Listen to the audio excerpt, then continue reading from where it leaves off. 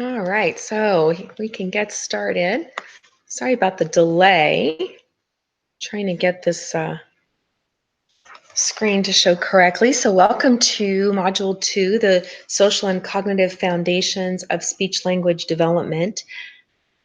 I hope you enjoyed your first week in the course and are ready to get moving through the rest of the content.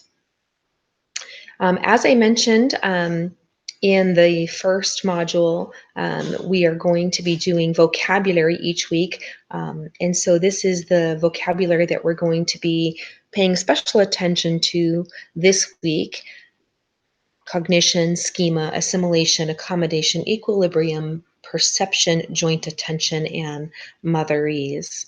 You can ignore the week 3 comment at the top. So cognition.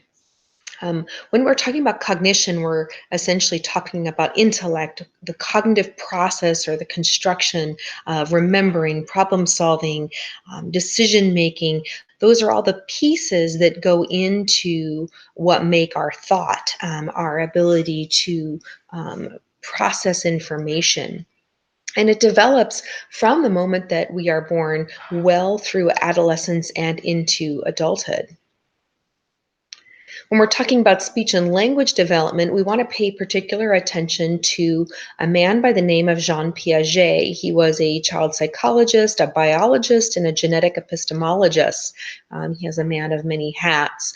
The piece that he contributed to that we're going to pay special attention to is his theory of cognitive development. So he had an idea that he did much research on about how cognition actually develops in infants, young children, older children, and into adolescence. And he developed some truths about how and when cognition develops, and he divided it into 4 stages. The 4 stages he defined by chronological age and by ability. So the ages are approximations.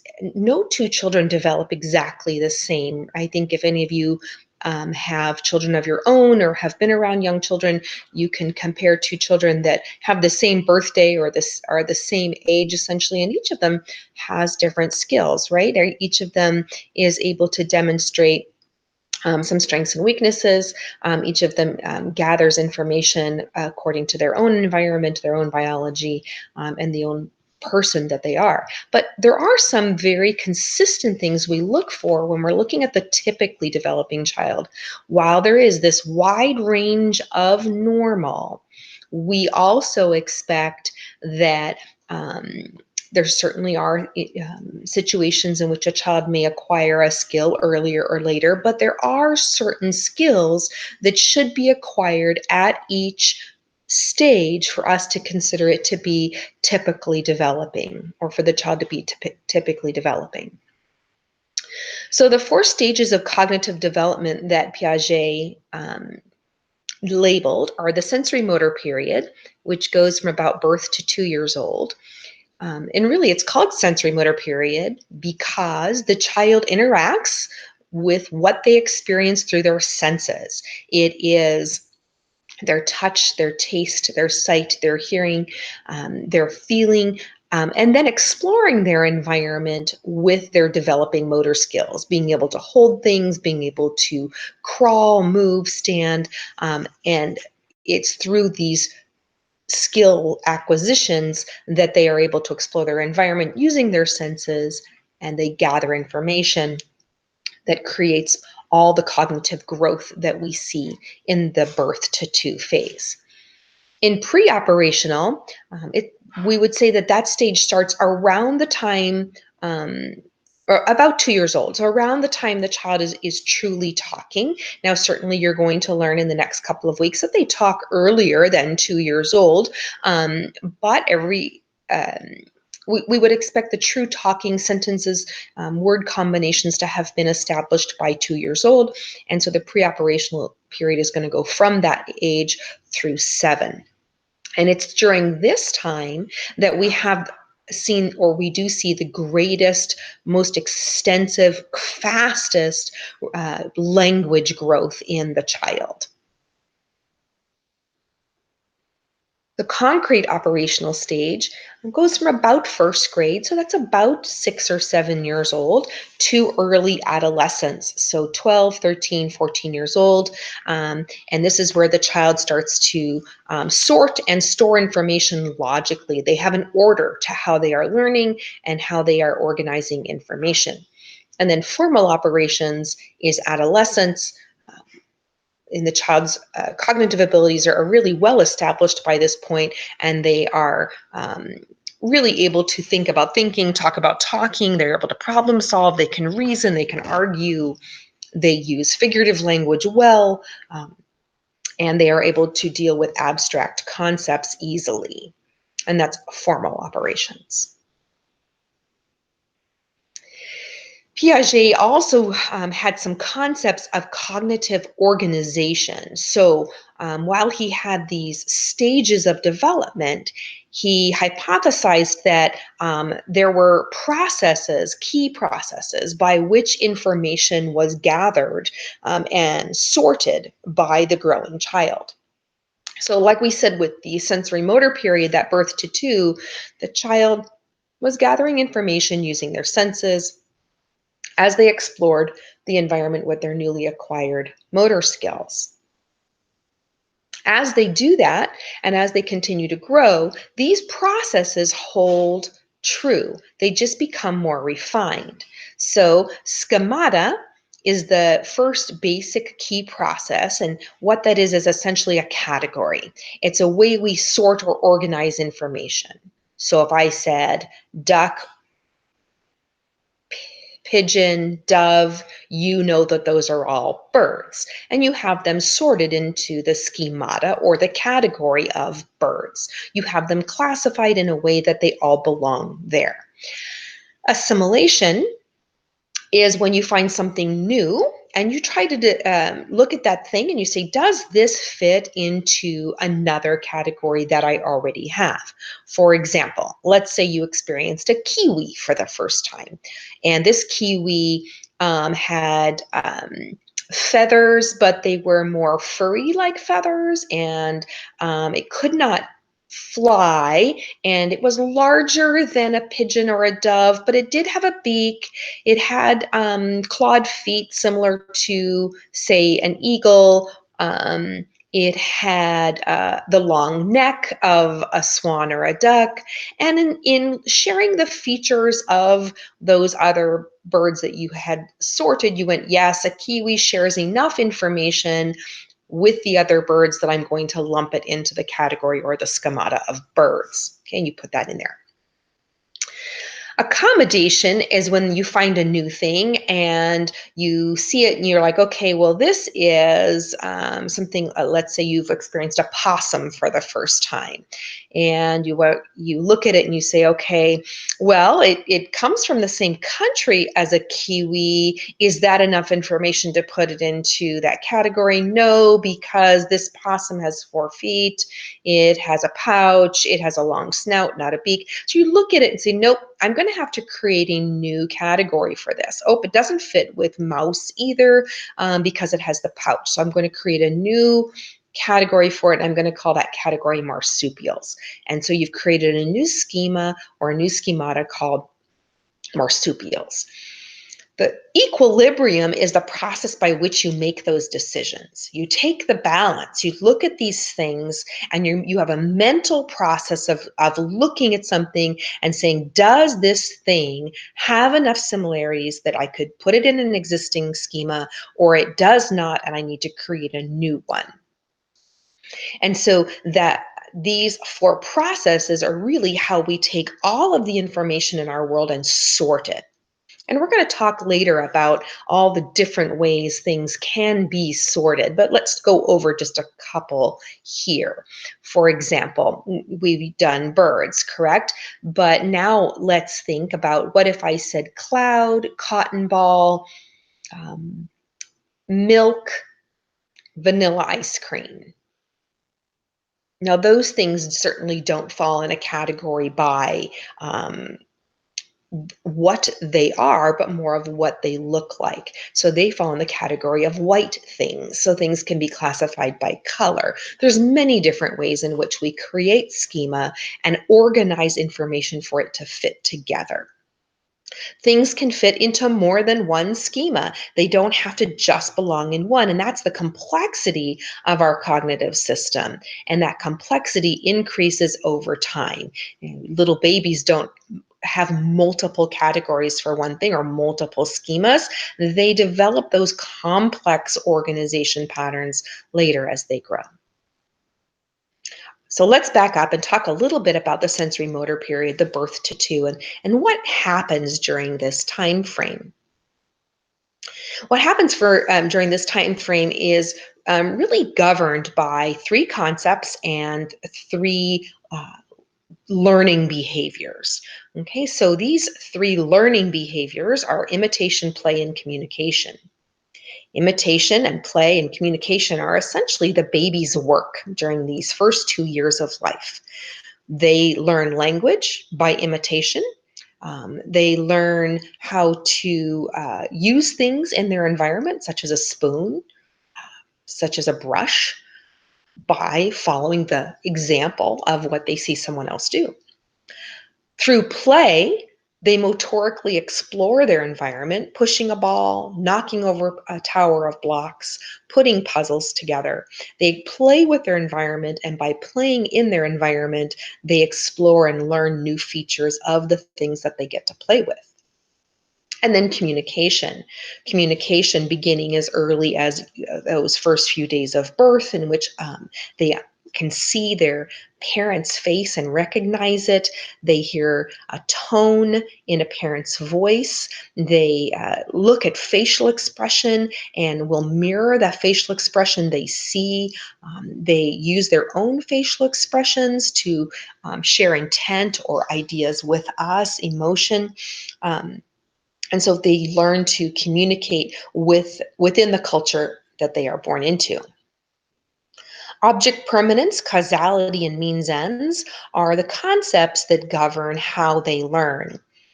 Object permanence, that it means that while this baby grows, they start to understand that objects that disappear from their line of vision continue to exist even though the child can't see them.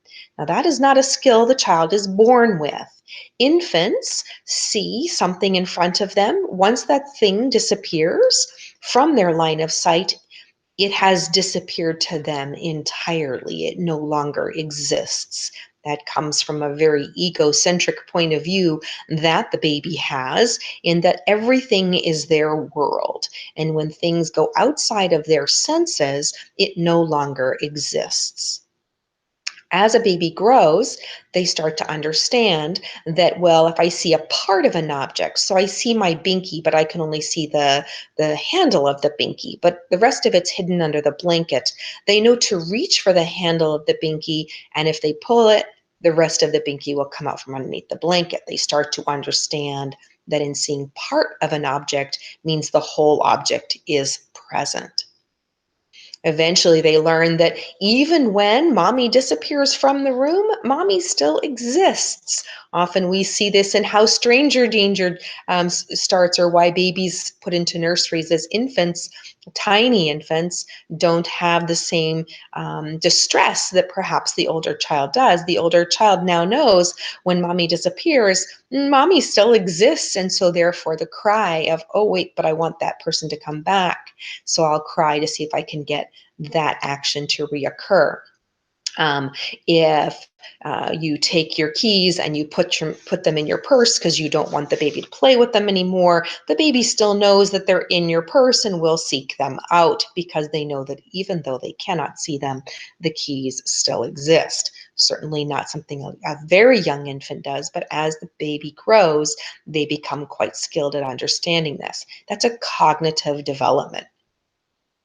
Causality is, and it's not pronounced casualty like casualty insurance. This is causality. It's pronounced a little bit differently. Causality is is essentially when you start thinking about cause and effect, you could think of it that way. One thing causes another. And the best example I can think of with this is young babies in a high chair. You go to put a a spoonful of peaches in the baby's mouth. Baby opens their mouth and around the spoon and they eat the peaches, right? So they open their mouth to receive the spoon. Oh, now you get a scoop of the green things. Those are mashed peas. And the baby turns their head away from the spoon with lips closed tightly. And they whip their head back and forth. Nope, not going to open my lips. They have learned that in order for you to get that spoonful into their mouth, they must open their lips and you must have access to their open mouth in order for them to eat it. That's a very basic example of how causality might happen in a young child. Means ends is that idea of creating a situation in which a child knows something, wants something, and they have to use another means to get what they want. For example, let's go back to that example of the keys. So the child has object permanence. They know the keys in your purse exist. They see you put your keys in your purse. Then they merely go to your purse and open it up and go to get the keys again. Well, now mommy takes her purse, puts it on the counter, and puts it out of reach of the baby.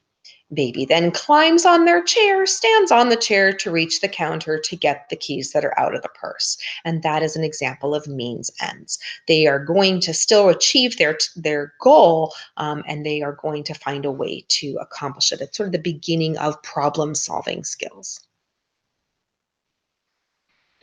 So during this time, the sensory motor period, but remember, we said that it's labeled as such because they learn through their senses and they use their senses to explore their world. We have to pay very close attention to perception, and it's through perception of what they experience through their senses that they organize and interpret the information.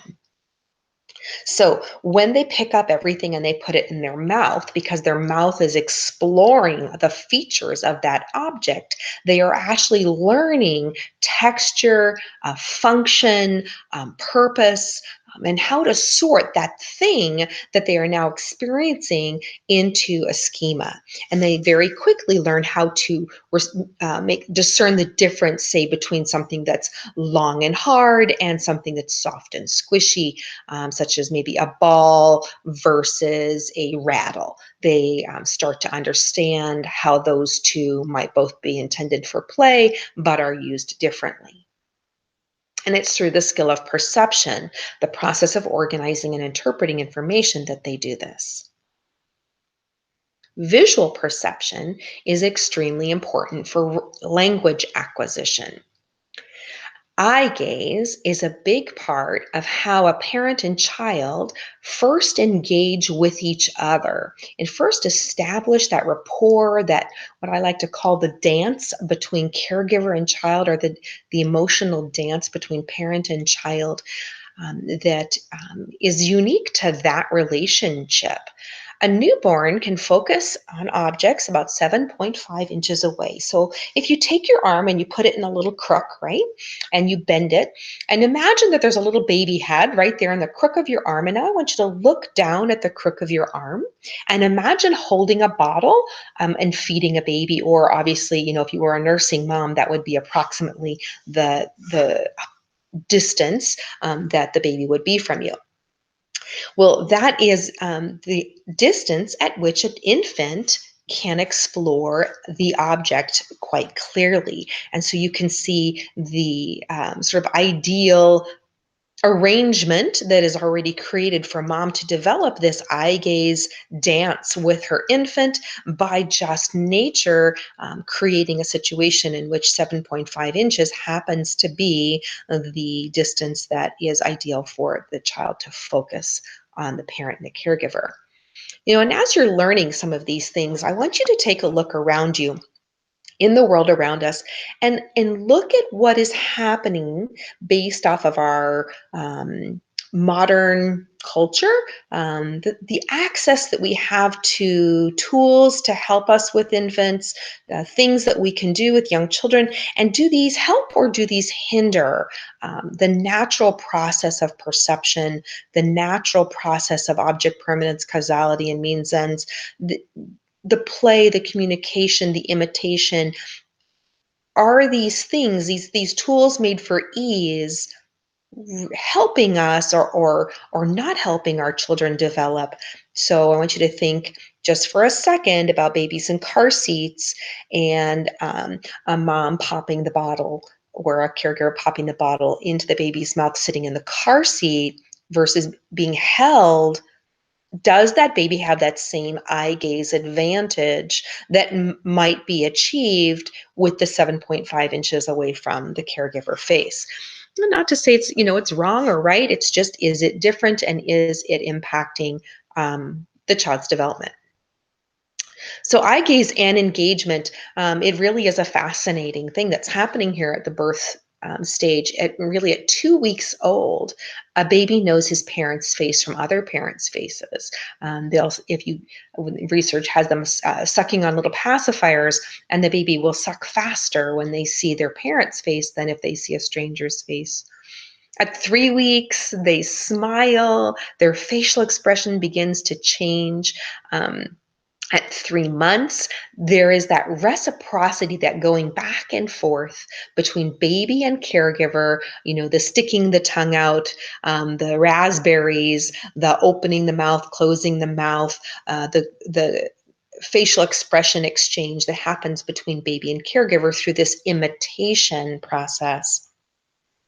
And this beginning eye gaze and engagement is crucial for a child's first start at developing typically. A lack of establishment in eye gaze from on the part of the child can be an indicator of future communication deficits, in that the child doesn't participate in that very first relational exchange with their caregiver.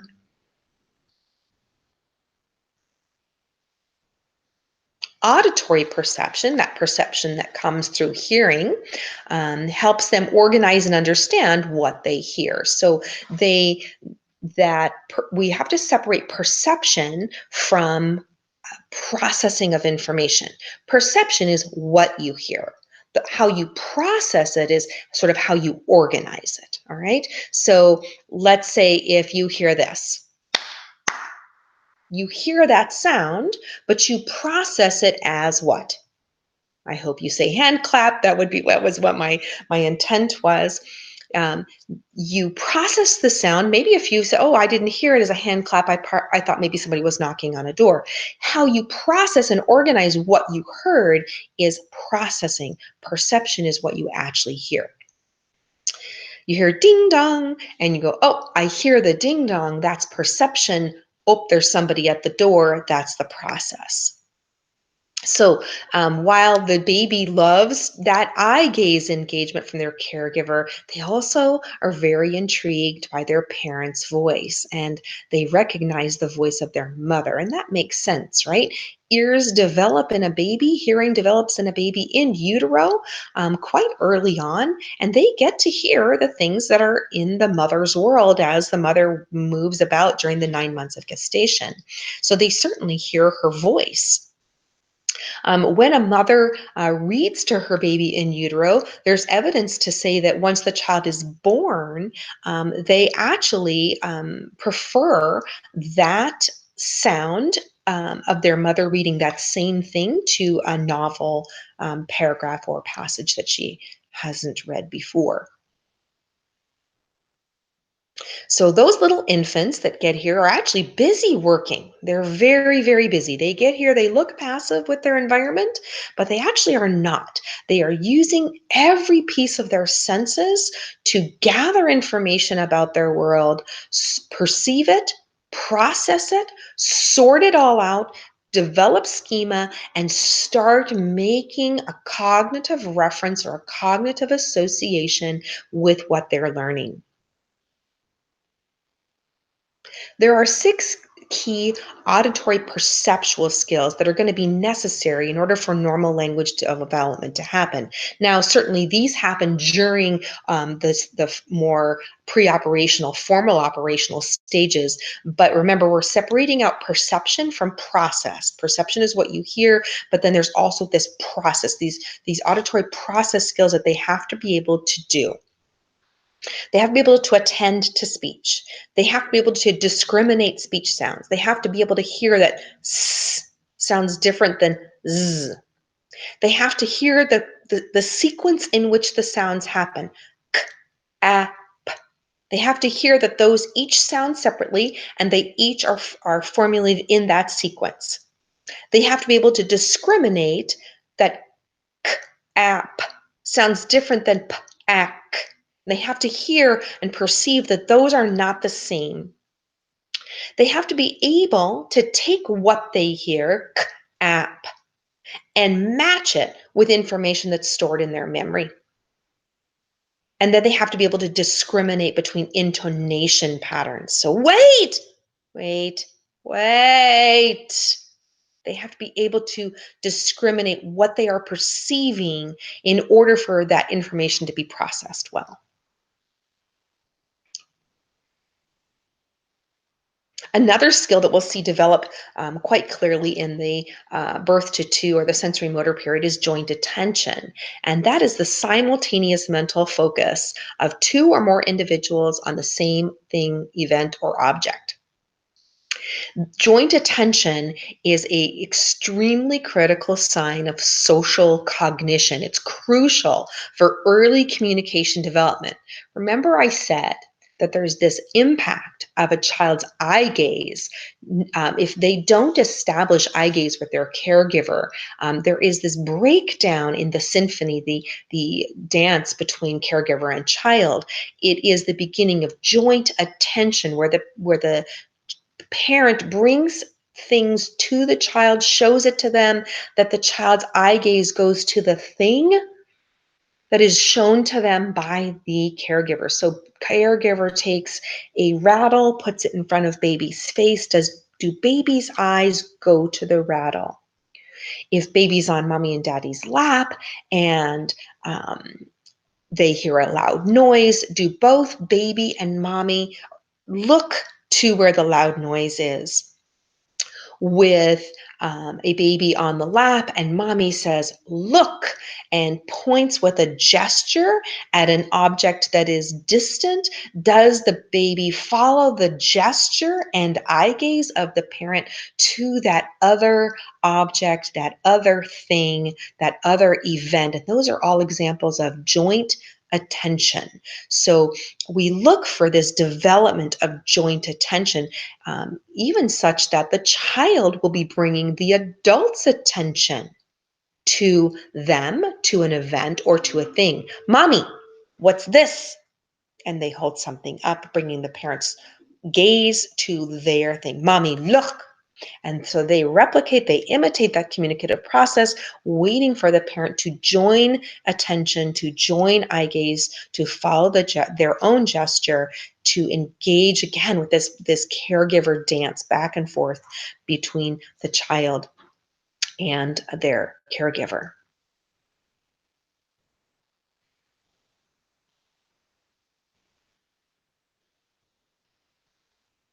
Here are 4 phases of joint attention in babies, the ones that I explained in the previous slide.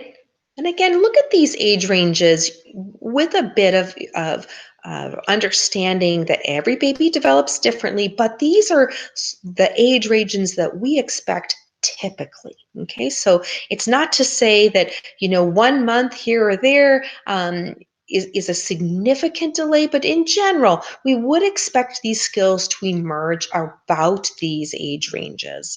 Unfortunately, there is no cut and dried when it comes to little ones. We have some general ideas of when things should be accomplished, but children are children and human in every way, and each child is unique in its development. but uniqueness to the point where they are no longer demonstrating skills that their peers develop, that is where we get concerned, and where we say there's sort of a red flag moment or something that is not developing typically and might be a delay or a disorder. So these age ranges just kind of give you a jumping off place of where you would reasonably expect these skills to have been acquired by this time. We cannot underestimate or undervalue the impact of the environment on the development of the baby. Children who are what we call environmentally deprived, limited exposure to outside things, people who don't, or caregivers who don't interact with them very much, lack of stimulation. We know definitively that has an impact on the child's later ability, development, and even lifelong achievement ability and skills. Developing communicative competency isn't an easy process. It takes time, and there's a lot of working parts.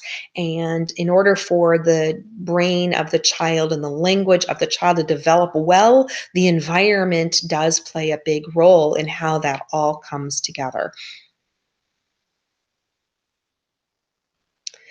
The role of the caregiver, we've already talked about a couple of different things that are really crucial: the eye gaze, the engagement, imitation, providing a communicative model, playing with the child, giving them experiences that they can use their senses to explore.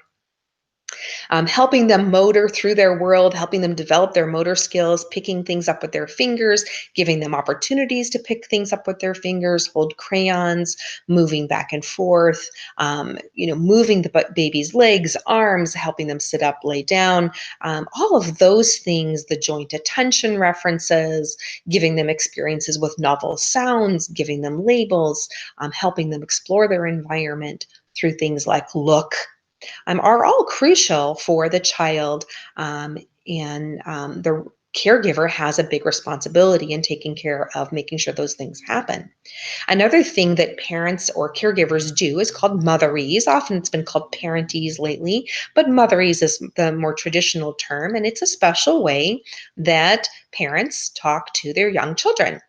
And it sounds just like this. So you walk up to the baby and you're, "Oh, you have a ball. Oh, I like your ball. Throw it, throw it. Big ball, catch it. Oh, there you go." And it's this almost sing-songy rhythm that we talk to babies with. What it is, what the characteristics of it are such that the baby tunes in. The baby is wired to listen to this um, speech that is specially designed for babies. It's used internationally.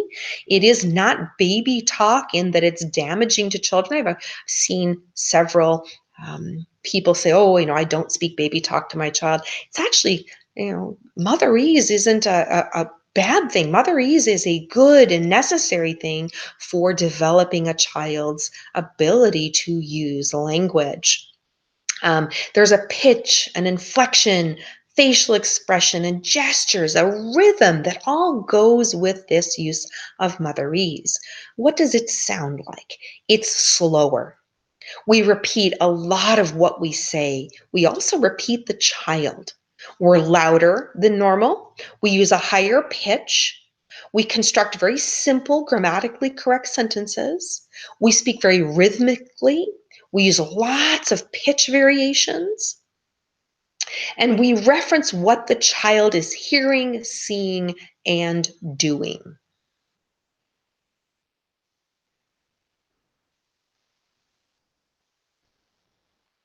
Other things within the environment that the caregiver can do to facilitate language development is provide trips outside the home. So that is taking kids to the grocery store, rides in the car, rides on the bike, walks in a stroller, trips to the park.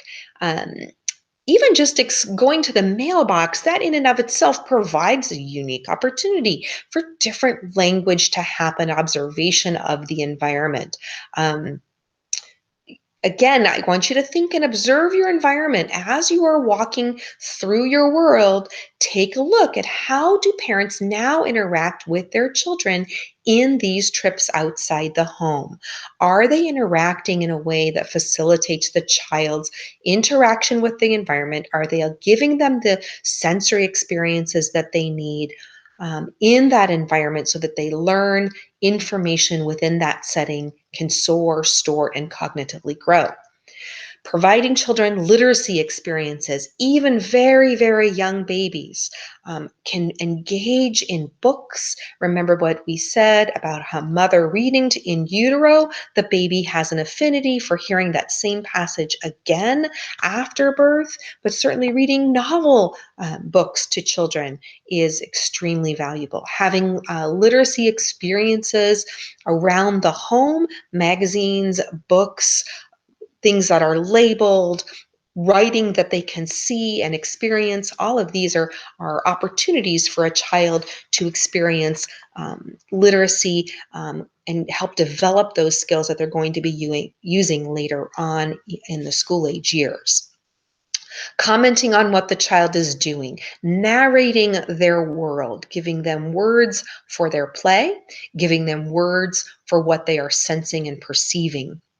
Finger plays and songs, so things where the children hear their parent, not a device, not a toy, but the parent, the caregiver, actually participating in the songs and plays. The five little monkeys jumping on the bed, one fell off and bumped his head. Mama called the doctor, and the doctor said, no more monkeys jumping on the bed.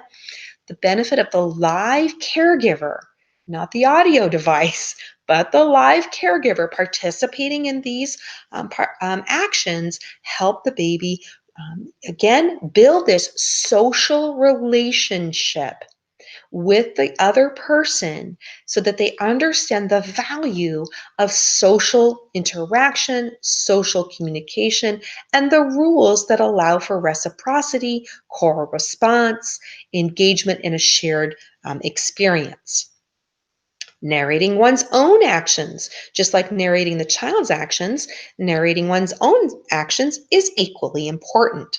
Mommy's cooking dinner, gotta get the pasta, put it in the pot. Again, you'll hear that slower rate, the simpler sentence that's modeled for the child so that they better understand and have an opportunity to learn how those new words are used. So, what do we know about the research? Well, we know that what the parent does has a direct impact on a child's IQ and language abilities. In fact, the number of words a child experiences or hears from their caregiver later relates directly to their academic success. Children who have advanced language skills come from parents or environments who have been very chatty. They come from environments with talkative parents.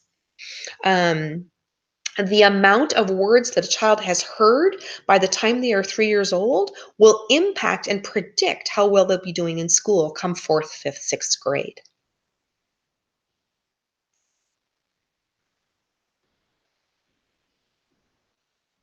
So, this birth to two period is extremely important. You think about the infant born who's got these reflexive cries going on. They just cried because they were born and ooh, it's scary. It's environment. I've not felt this before. I'm cold. Reflexive cry. To the 2 year old who imitates us, interacts with us, speaks like we do, uses facial expressions and rituals that are embedded within our culture and environment is quite remarkable.